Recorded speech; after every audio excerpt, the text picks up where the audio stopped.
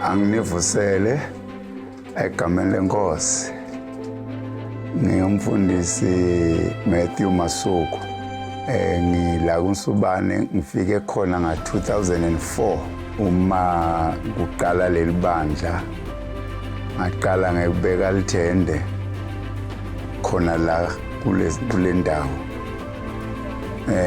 Lithende ngiyacabanga lahlala for 2 months. Ngishumayela khona la sagcina sesiye emphakathi. Ngacela siza ukuthi bamane basiphe indawo yokumane sibeke lisonto. Make Ndwandwe lo ufike emkhathini nefika besebenza hlala enhlangano. Nabuya kasabuya la kahlala kawangikhona kacala ke khonza labandle. Noko ke kuchubekeni ke sichubeka. Kwase kuba ngiyena ke lese ngimbona nabathi le office kusumuntu lo bangimthatha bamtrain for ukuthi akhona ngase ngithi awuvele mina sengikhulile ngase ngithatha yena ke sengithi akuye yena ngoba ngiyambona ukuthi ungumuntu lokhuthele nangumuntu unaso lesipho sekuthi izinto ayinake nentuthuko lamcondweni wakhe yinenge ngase ngiyamthatha ke ngithi akuye yena ke wahamba ke watrain etraining kwakhe ngase ngithi awu kukahleke mina sengizabala ngaphansi kwakhe noma sengikhulile nami sengizawufuma usubmit phansi kwakhe.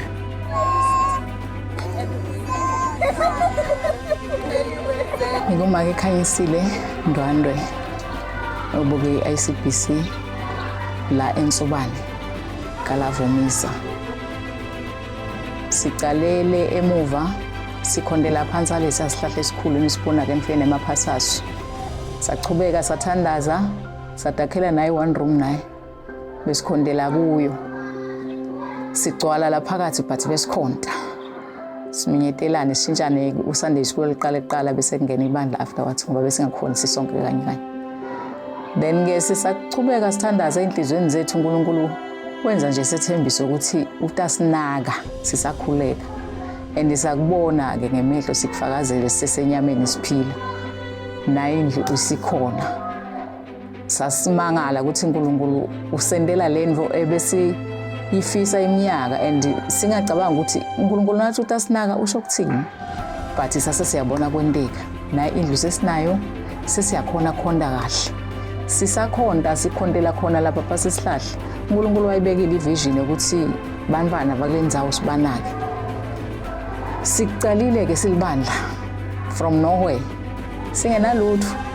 Sithathe emakhaya like ngitene ikhabishi lomunye wethu nempuphu lomunye wethu nani.